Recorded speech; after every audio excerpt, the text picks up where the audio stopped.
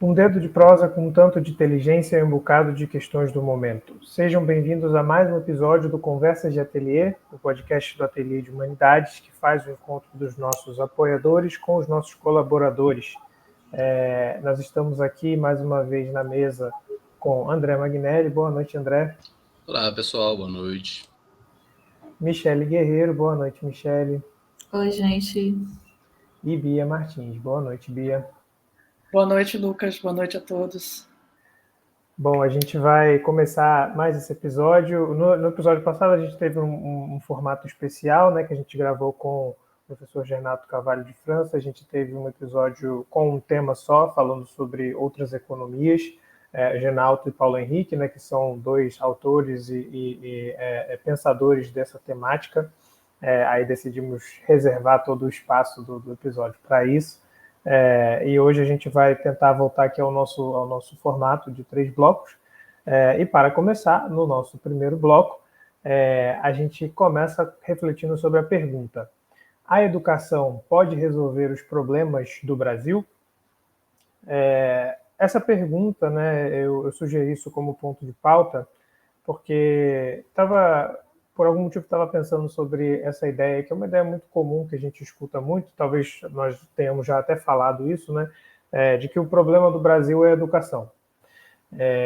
E essa é uma ideia muito comum, uma ideia que a gente escuta em conversas no dia a dia, a gente escuta em jornal, a gente escuta em muito lugar, e ela não é sem alguma, digamos assim, algum substrato histórico, né? Ela tem uma história no país.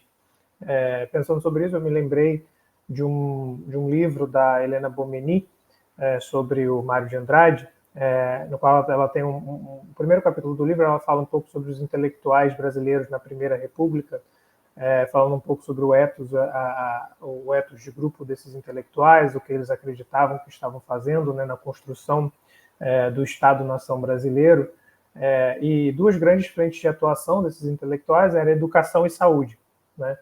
Porque a ideia que circulava, né, era a ideia de que o Brasil era como era porque nós éramos um povo doente e um povo incapacitado, né?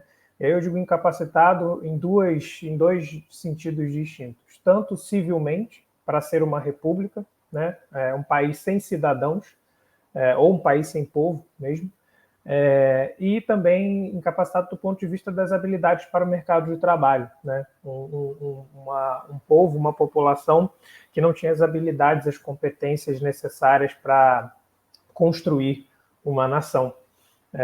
E aí, dentro desse ethos da Primeira República, essa ideia, né, dos intelectuais, das pessoas de Estado, né, os agentes do poder público, foi se construindo aos poucos, eu diria, essa ideia, né, de que a educação é como uma chave, né, e uma chave que, se a gente virar, a gente vai conseguir desbloquear uma série de problemas no Brasil.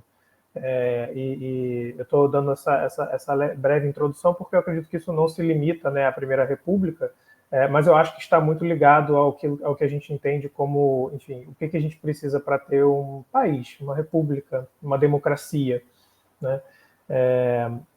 E aí, para abrir a mesa e passar a palavra para os colegas, eu ia trazer aqui uma frase de um dos grandes representantes dessa ideia, né? Um dos grandes nomes da educação no Brasil, que é o Anísio Teixeira, né? Uma frase que está no Educação para a Democracia, em que ele escreve: só existirá democracia no Brasil no dia em que se montar no país a máquina que prepara as democracias. Essa máquina é a da escola pública. Essa é uma dentre as várias frases do Anísio Teixeira que, eu diria, expressam essa ideia da escola como uma chave para o Brasil. Mas, enfim, a mesa está aberta. Pouca saúde, muita saúva, os males do Brasil são, né? Essa é a citação do Mário, né? Do Macunaíma. Queria mais escutar a Michelle e a Bia, mas antes queria falar que gostei bastante da entrada, porque a entrada foi inusual, assim. Eu gosto muito dessa entrada via essa formulação do problema da educação e da educação pública dentro dessa geração do término da Primeira República e a passagem que acabou caindo no Estado Novo, desse movimento dos pioneiros da Escola Nova, os movimentos sanitaristas, todo aquele imbróglio que tem entre propostas mais autoritárias de Estado e os movimentos como o do pioneiro da Escola Nova, que envolve o Anísio Teixeira, o Fernando Azevedo, intelectuais absolutamente brilhantes, né, e que acabam sendo um pouco esquecidos para só ficar reiterando, por exemplo, Paulo Freire. Então, retomar Anísio, citar Anísio, falar desses movimentos pioneiros, eu acho bastante significativo. Mas eu queria escutar primeiro o restante. Eu queria trazer aqui algumas questões em relação a esse questionamento, né? E eu concordo com o André, acho que foi legal essa contextualização aí que o Lucas traz para a gente, mas eu queria pensar aqui, assim, o tema geral é se a educação pode resolver os problemas do Brasil, né? E meio que já está definido, sim, os problemas. E se você for definir os problemas do Brasil, aí é uma pá de problema que realmente a educação, a bichinha não vai ter condição de resolver, né? Os problemas do Brasil. Mas uma pá de problema, eu acho que o acesso à educação, ela consegue dirimir de uma forma bem interessante. Inclusive fazendo até essa contextualização histórica, né? Você vê ali da Primeira República, a gente vindo agora para a nossa atual República, quando a gente está ali no artigo 6º da Constituição, o primeiro direito social que apontado, né, como o direito de todos, é o direito à educação. Aí, em seguida, né, vem os outros, né, direito à saúde, trabalho, moradia, lazer, segurança. Mas logo o primeiro direito social apontado lá na nossa Constituição é o direito à educação. Então a gente já percebe a importância da educação dentro desse cenário, né, de constituição de uma república democrática, né, de um povo forte e tal. E é engraçado que ter a educação previsto como direito, ela já traz para a gente alguns dados que a gente já pode perceber a força, né, que tem, o celular tocando aqui, a força que tem a valorização da educação como realmente resolução dos problemas do nosso país. Nos anos 80, quando a gente consegue colocar a educação como direito social, né, um direito para todos, a gente já percebe, a partir dos anos 90, um movimento, né, do Estado para realmente garantir educação para todos, né? Aquelas reformas que a gente passou ali no começo dos anos 90, embora a gente tenha oferecido uma educação meio assim, empurrada, sabe? A gente pode até questionar a qualidade da educação que foi oferecida ali na década de 90, mas que a gente conseguiu, pela primeira vez, né, colocar quase todas as crianças de 7 a 14 anos dentro da escola. A gente percebeu, dentro desse período, mesmo questionando o tipo de escola, a precarização da educação, a formação aligerada dos professores naquele contexto, né? Todas essas questões que vários autores já se debruçaram sobre essas questões, a gente conseguiu ver pela primeira vez, por exemplo, os dados de assimetria de cor-raça diminuídos. Pela primeira vez, a gente percebeu a diminuição das assimetrias referente a questões de acesso à educação em relação a essa faixa etária na escolarização. E aí, qual o impacto disso, né? Qual o impacto disso? Nos anos 90, a gente consegue meio que universalizar o ensino fundamental, e mesmo que sendo com todas essas ressalvas que eu falei, né? Ali nos anos 2000, a gente já começa a provocar a sociedade que entrou, mesmo nessas escolas que foram precárias, né? Começam a questionar essa escola, E aí, o que são questionados? Que tipo de conhecimento está sendo oferecido? Que currículos são esses? Que escola é essa que está sendo oferecida? E nos anos 2000, a gente é provocado a não só oferecer o acesso à educação, mas a permanência, a educação com qualidade, e aí também a questão de que não basta o ensino fundamental. Veja que teve que ter a ampliação do Fundeb para a Fundeb, ampliar o acesso a financiamento para a educação básica como um todo, e também a questão da reserva de vagas nas universidades. Tudo isso nos anos 2000. E um impacto muito grande também no currículo das escolas e das universidades, tornando essa escola mais democrática, mais inclusiva, trazendo temas, né, que estão ali valorizando questões de identidade, enfrentamento de racismo, homofobia. Então, veja que só nos aspectos identitários, só nos aspectos sociais, veja o impacto da educação se a gente colocar aí os últimos 30 anos, né, como recorte. E olha que a gente não está dizendo que foi investido de uma forma igualitária, né? Porque se a gente pegar o recorte das regiões Nordeste e Sudeste, a gente sabe que teve falhas nas políticas, mas todos os dados mostram que o investimento na educação traz melhorias, né, para o desenvolvimento social, desenvolvimento de várias formas, né? Então, só para começar assim a gente a conversar, eu acho que um pouco dessa historinha aqui já mostra que investir na educação, eu acho que eu acho não, né? Eu tenho certeza que resolve bastante problemas do Brasil, sim. Bom, achei muito interessante todo esse histórico, né, que foi apresentado, assim, até para a gente ter noção, né, uma noção mais concreta de como estamos progredindo, né, de alguma maneira, mesmo com problemas, né, empecilhos, mas a coisa, se você olha nesse panorama que foi desenhado aqui, você vê como que caminhou para uma maior democratização do ensino, né? E eu senti falta de um nome nessa história, que é o nome do Darcy Ribeiro, né, que foi quem criou a UNB, que também tinha um projeto bastante avançado de universidade, né, na época, na década de 60, né, e que acabou sendo suprimido, né, esse projeto pela ditadura. E depois, nos governos Brizola, aqui no Rio de Janeiro, foi também o Darcy Ribeiro que concebeu o CIEPS, né, que tinham também uma proposta de ensino integral, né, para a escola pública, né, para as crianças mais pobres, permanecerem na escola durante o dia inteiro, com alimentação, com esporte, com ensino supervisionado. Então, e que era um projeto tão assim importante para a nossa sociedade, mas aí veio o Moreira Franco, um outro governo, e o CIEP foi batizado de Brizolão, então ele tinha que ser desmontado, né, para que a memória de Brizola fosse desmontada. Isso eu estou dizendo, tinha que ser, né, dentro de uma lógica muito ruim, né, da política, que um tem que desmanchar o que o outro fez e não dar uma continuidade, dando também a sua marca, né, nessa continuidade. Bom, mas, na verdade, assim, sobre esse tema, a minha contribuição, que eu pensei em dar, diz mais respeito a uma outra abordagem, que é a abordagem da educação midiática.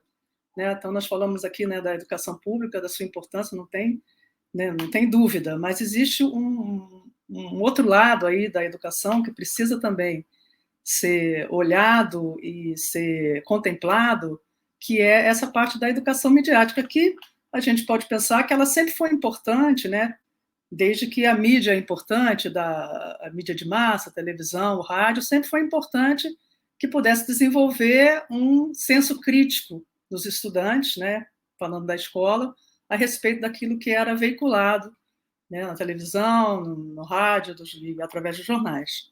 No entanto, hoje em dia, né, com a comunicação em rede que a gente vive, a gente está o tempo inteiro conectado e o tempo inteiro recebendo informação, esse tema se torna assim, muito mais importante e existem já, né, professores, projetos, pesquisadores dedicados a atender, pelo menos a apresentar propostas que visam aí uma educação midiática.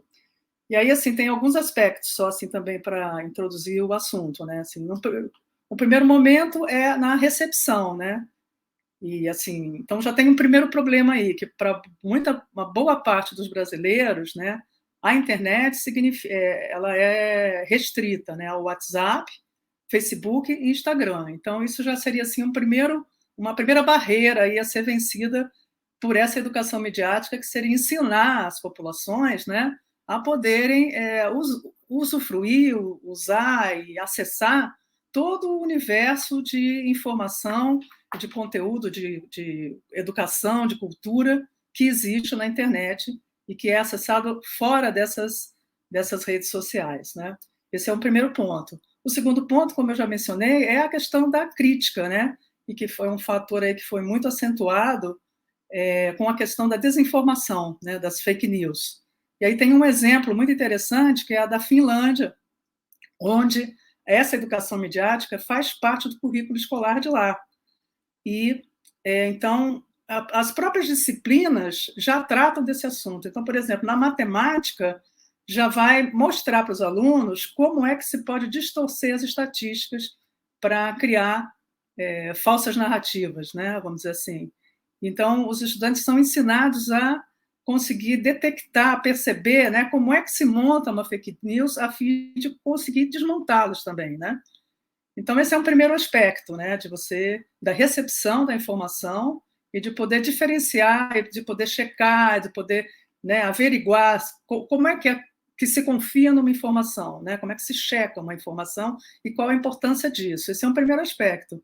Mas a internet, ela não é só de recepção, né? Ela também é de participação. Então, é uma segunda camada também, assim, de ensinar a lidar com esses recursos, né? Ensinar qual é a linguagem, qual é a característica de cada uma desses recursos que existem na internet, das redes sociais, plataformas wiki e várias outras coisas que são possíveis de serem utilizadas. E também, assim, aí vem bastante a questão da ética, né? Na medida que o aluno está participando, ele poder ter uma construção ali, né, do conteúdo que ele vai estar postando, qual é, né, a importância de ter uma ética naquilo que ele está postando, e não só no que ele está postando, mas também do que ele está espalhando, né? Aquilo que você recebe no WhatsApp espalha para o outro, daquilo que você reposta no Facebook, no Instagram.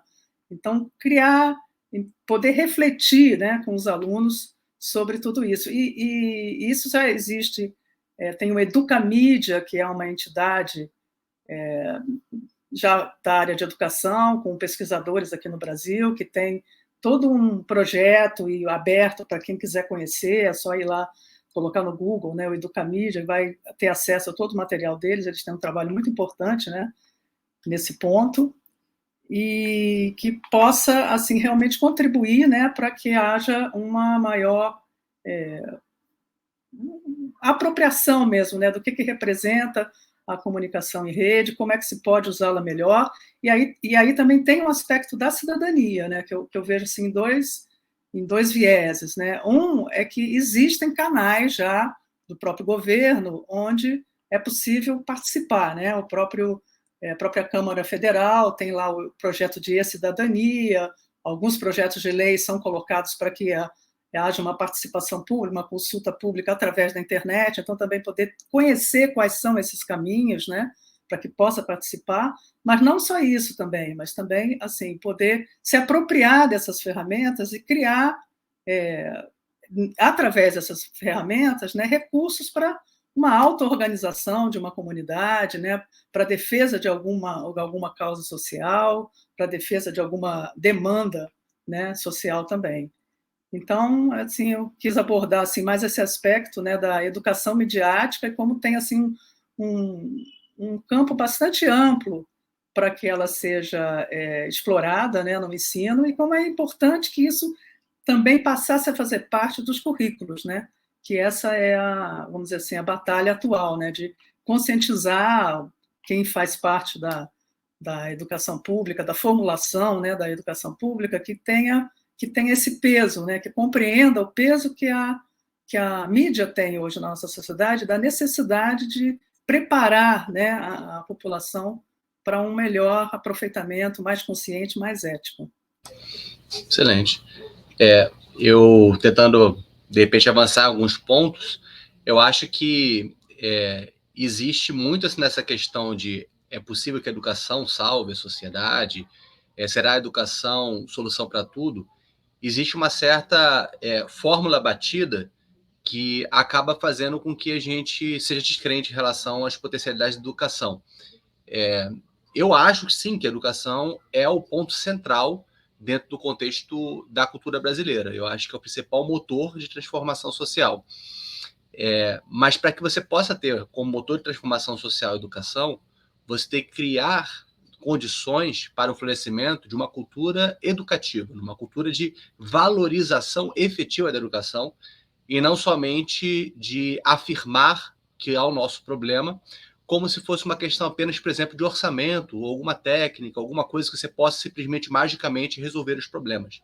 Então, a questão da educação como um desafio nacional, ela envolve uma série de fatores que poderíamos dizer, intersetoriais ou interinstitucionais, que são no âmbito da política pública de Estado. Por exemplo, de um lado, obviamente, a atividade de garantia de direito à educação envolve uma valorização dos quadros da educação. Isso é básico. Isso passa pelo Pacto Federativo sobre o lugar dos municípios nisso. Isso é básico, de você elevar a qualidade, a dignidade dos educadores nos diversos níveis e também fazer com que a profissão seja atrativa. Para isso, tem que ter altos investimentos e a longo prazo. Isso é básico. Isso envolve o Pacto Federativo, que é um problema para a gente. Vai federalizar, como se propõe o Cristóvão Buarque, ou vai se fortalecer os municípios e criar uma política boa de regulamentação, como foi pensada constitucionalmente? Isso é uma questão básica.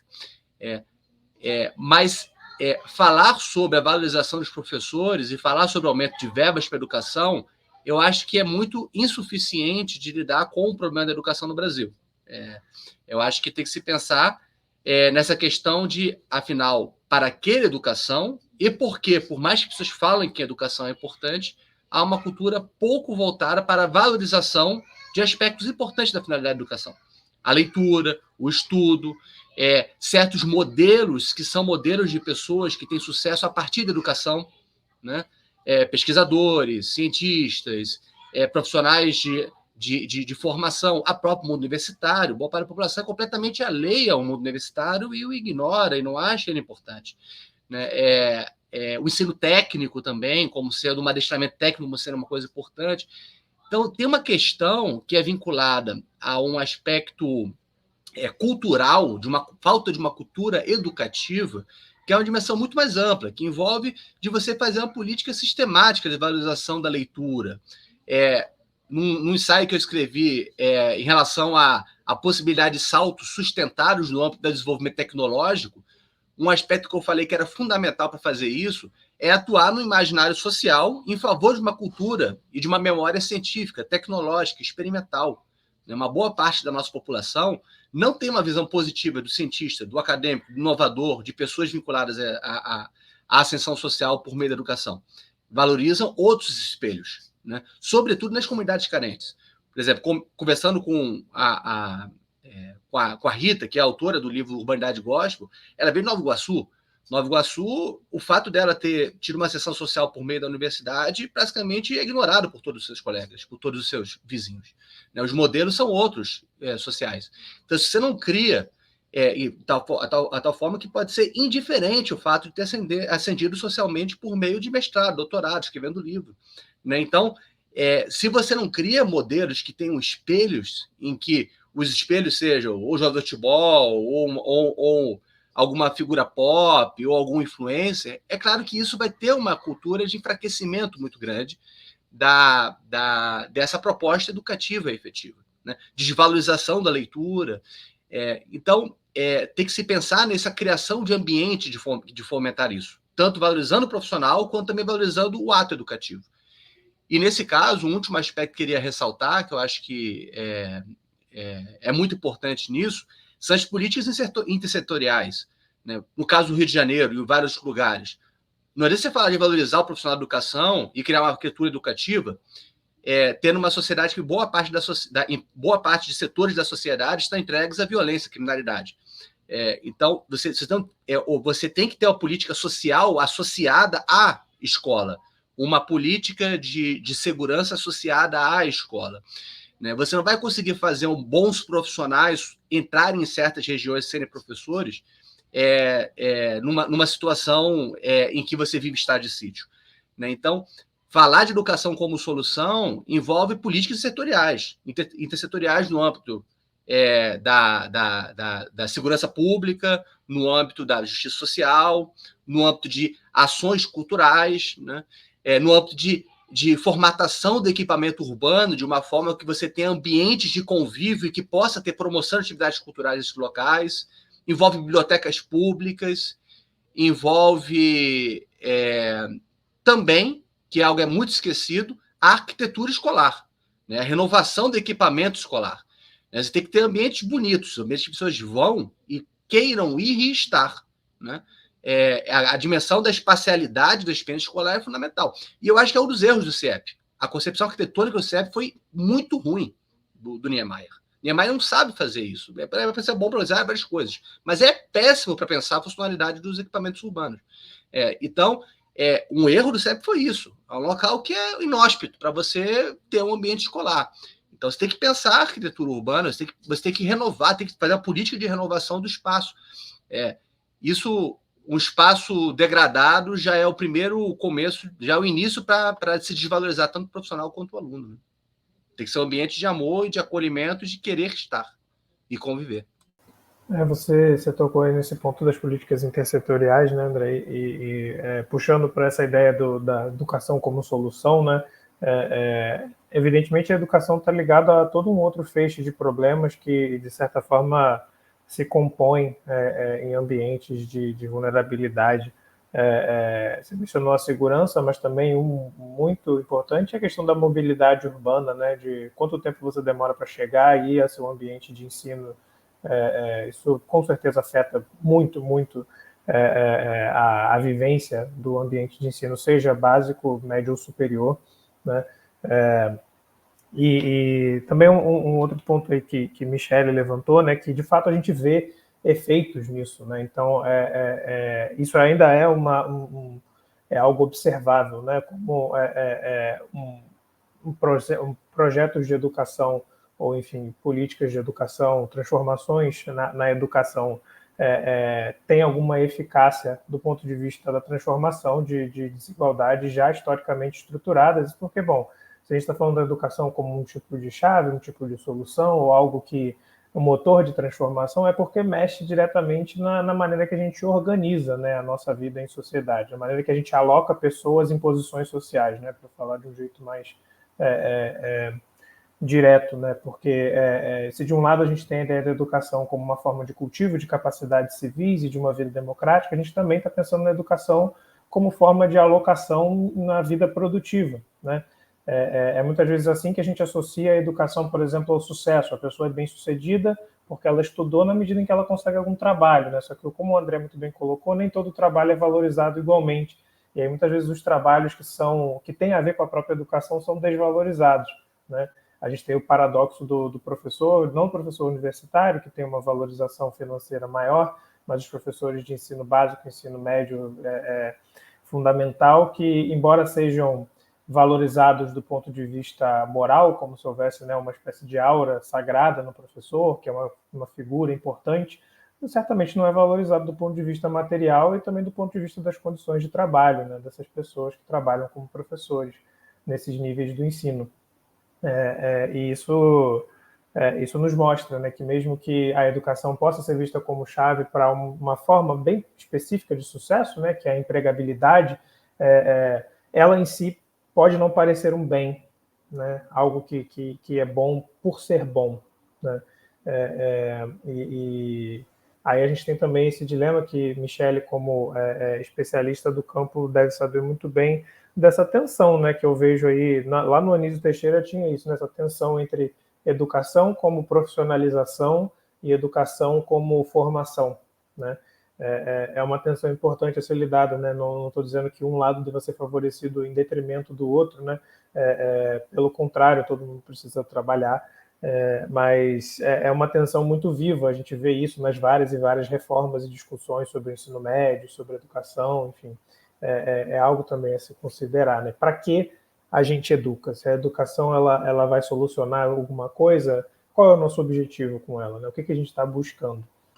Ô, Lucas, inclusive, essa discussão, né, que está tendo agora sobre a reforma do ensino médio é uma discussão que está assim, bem acalorada, né, tanto pela forma como ela foi iniciada, como também assim, pela forma como ela está, né, foi conduzida assim, porque André trouxe uma questão interessante em relação à estrutura das escolas, por exemplo, né, porque nessa jornada, por exemplo, se prevê, não só para o ensino médio, mas se prevê para a educação básica como um todo, a ampliação da jornada de escolarização mesmo, né? Que a gente passa em torno de 4 horas na escola. Então, a ideia é que essa jornada ela fosse estendida para 6, 7 ou até mesmo 8 horas. Mas de que adianta você estar 6 horas, 7 horas numa escola precária, né? Numa escola cai não cai, como Salomão Age falava, né? Então, assim, e essa escola com uma jornada ampliada, a ideia é ter justamente esses outros elementos da formação, né? Porque não é só a gente formar as pessoas para português, matemática. Veja, Bia trouxe um elemento tão interessante da educação midiática, né? Várias pessoas estão trazendo aí outros elementos para incorporar ao currículo, mas também dentro da perspectiva que, por exemplo, o ensino médio foi pensado agora, em vez de ampliar a possibilidade né, de abrangência dos currículos, não. A gente está reduzindo determinados componentes curriculares em detrimento de outros, né? Então, vamos colocar aqui, sei lá, educação financeira e vamos reduzir as aulas de história, né? Vamos reduzir a educação física, vamos reduzir arte. Então, assim, veja o impacto formativo, né, que essas discussões podem acarretar, né? Então, eu acho que a gente trouxe aqui elementos bem importantes para a discussão. Veja, quando a gente fala de educação, aí eu foquei muito na educação escolarizada, André que já foi e Bia já foram mais abrangentes nas suas análises, né? Mas dentro da perspectiva da educação escolarizada, a gente precisa, sim, dessa valorização da sociedade para o que a educação pode oferecer, né? Essa valorização é importante. E esse pacote de política, gente, porque não adianta, por exemplo, no meio rural, uma das questões que se fala a partir do princípio da economicidade é fechar a escola. Ninguém tem noção, não, do que é fechar uma escola dentro de uma comunidade. A escola dentro de uma comunidade rural não é só um espaço, não é só uma escola. Ali é onde a associação se reúne, ali é onde fazem as festinhas das crianças, ali é o espaço de convivência, é um espaço de formação. Às vezes é um dos poucos aparelhos que tem aquela comunidade. Então, aí diz, não, mas a gente coloca um transporte, muitas vezes precário, né? Muitas vezes para uma escola igualmente precária. Então, assim, a valorização da educação, eu acho que passa por muitos vieses, muitas perspectivas que a gente precisa ter em conta para realmente investir de uma forma correta. Eu acho que essa questão de investir de forma multissetorial e contextualizada, né, dentro das necessidades e especificidades de cada localidade, eu acho a ideia da federalização interessante, mas tem muita questão da padronização como um todo, né? E aí, às vezes, a gente ignora as especificidades. Então, eu acho que é mais olhar para o local com essa perspectiva global, de entender que a educação tem impacto, sim. A gente pode ver, mesmo com os investimentos precários, né? A gente tem até aí o exemplo de Pernambuco, Minas, que universalizaram aí o ensino médio, ampliaram a jornada de aulas e tal, e assim, o estado de Pernambuco, por exemplo, saiu do pior IDEB no ensino médio, né, em 2005, para um dos melhores, menos de 10 anos depois. Então, assim, é um impacto, e aí o que isso daí vai impactar, né? de realidade, assim. Mesmo na educação pública, o acesso ao ensino superior desses jovens é praticamente igual ao de outras escolas dentro dos municípios, né, de Pernambuco, escolas privadas, escolas muito boas. Então, veja, diminuiu também essa diferença social. Então, estudantes de escola pública estão acessando o ensino superior. Mais estudantes negros tiveram acesso à escolarização. A diferença salarial dessas pessoas, quando elas entram no mundo do trabalho, é menor do que as pessoas que não passaram por uma educação integral, né, como o que essas escolas oferecem. Então, assim, a gente já tem no próprio país exemplos, né, de investimentos na educação que impactam socialmente, e a gente também tem um monte de exemplos de coisas que a gente não precisa mais fazer, né? Então, acho que tem que levar a sério esse tema da educação para que a gente possa, sim, começar a resolver os problemas do nosso país e os problemas, né, de justiça social, de fortalecimento da democracia como um todo. Ouvindo a Michele falar, né, sobre o aparelho da escola, que serve como também um local de encontro, né, comunitário, de festas, também o que eu estava pensando assim, é que a escola ela acaba tendo que abarcar muito mais coisa, né, do que propriamente a educação. Por exemplo, a merenda. Né? Eu não sei como é a situação no Brasil inteiro, mas aqui no Rio de Janeiro, né, a merenda é um dos fatores, né, fundamentais que levam as crianças à escola, e quando não tem aula, é uma perda, não só na educação, né, mas também na alimentação, na saúde. Quer dizer, com a precariedade, né, que nós temos no país, né, a escola acaba abarcando muito mais coisa, né, como um aparelho mesmo que faz parte contempla, né, também as políticas sociais, as várias políticas sociais, né, do governo, né. E uma outra... Oi, fala. Só nesse tópico da merenda, o Programa Nacional, né, de Alimentação Escolar, o PNAE, ele prevê que a alimentação escolar, né, que o programa de merenda, ele garanta 30% das necessidades nutricionais de uma criança em um dia. Então, veja a importância, né, da alimentação escolar dentro da escola. Isso está previsto no Programa Nacional de Alimentação Escolar, né? Inclusive com apoio à agricultura familiar, à compra dos pequenos agricultores. Sim. E tudo mais. Então, assim, a gente tem uma política, principalmente assim, pensada, que prevê isso. Agora, como isso está sendo materializado em cada município, né, é que entra outra história.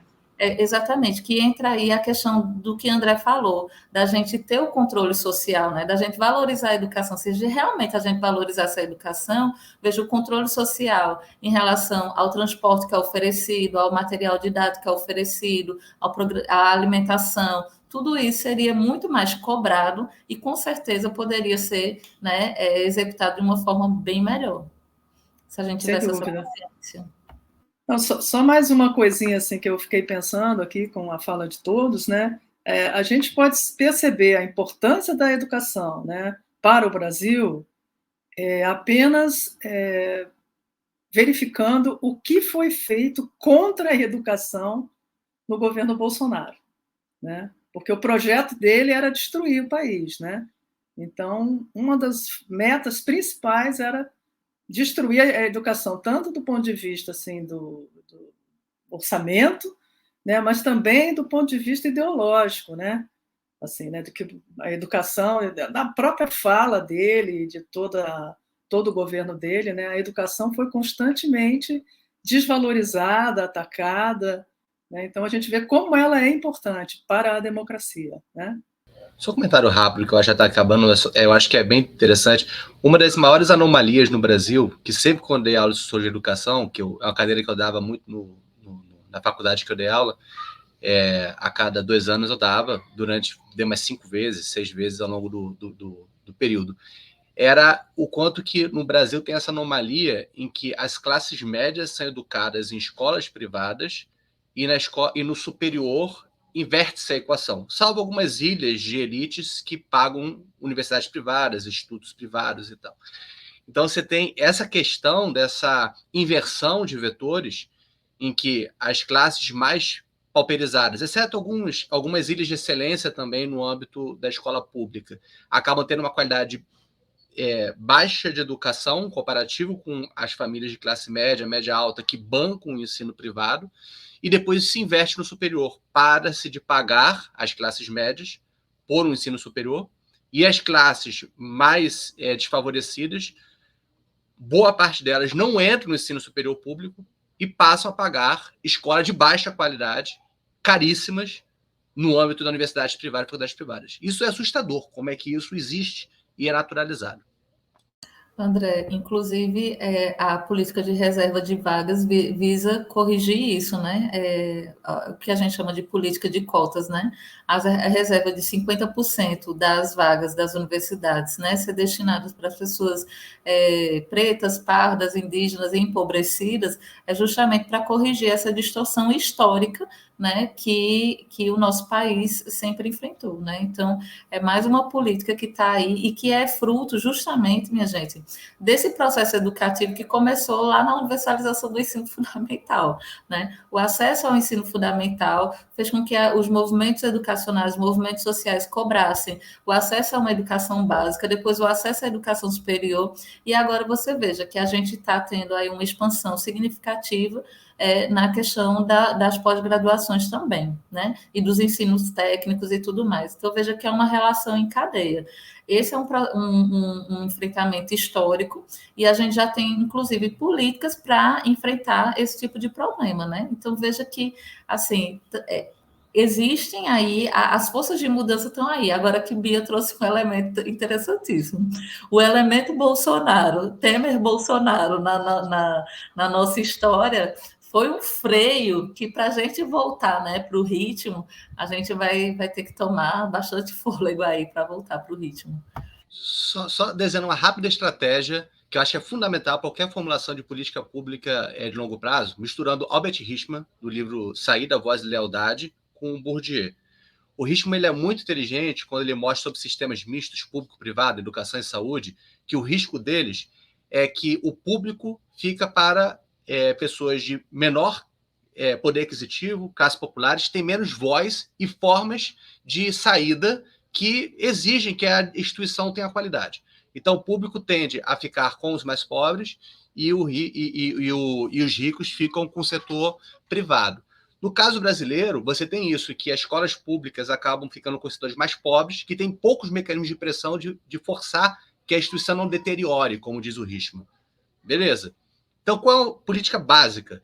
Fazer com que classes médias cada vez mais frequentem escolas públicas, sejam pressionadas e você diminuir a força do setor privado e fazer com que tenha escolas públicas que levem classes médias para escolas públicas na educação básica. Por outro lado, ter muita inteligência de, nessa política de ingresso das classes populares às universidades, não deixar que o mecanismo oposto ocorra, que é o quê? As universidades se popularizarem e as classes mais altas começarem a fazer o quê?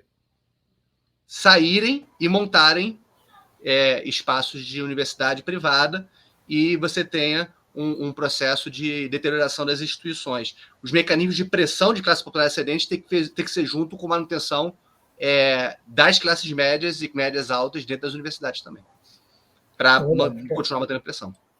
Na verdade, que é algo que já tem acontecido, né, no ensino superior nos últimos anos, né? Em alguns cursos específicos, algumas áreas, isso tem acontecido. Né? As classes mais altas estão fugindo da universidade privada e indo para a universidade pública e indo para institutos privados. Gente, para encerrar, então, eu comecei citando o Anísio Teixeira e eu vou terminar citando também, né, com a frase dele que é muito conhecida, que está no terceiro capítulo do Pequena Introdução à Filosofia da Educação, que diz assim: educar é crescer e crescer é viver. Educação é, assim, vida no sentido mais autêntico da palavra.